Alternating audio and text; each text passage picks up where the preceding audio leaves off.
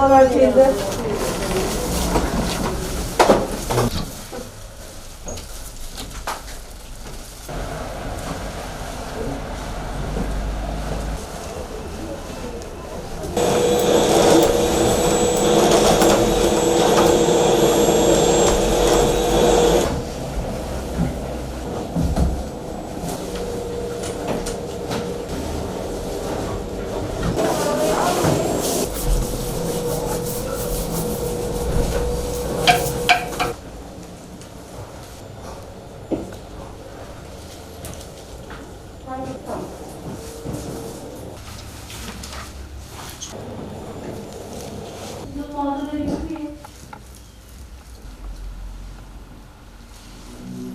...79 yaşındayım. Hani yapamıyorum, hastayım yani. Hastalığım çok, kalp var, şeker var, tansiyon var, rahatsızım.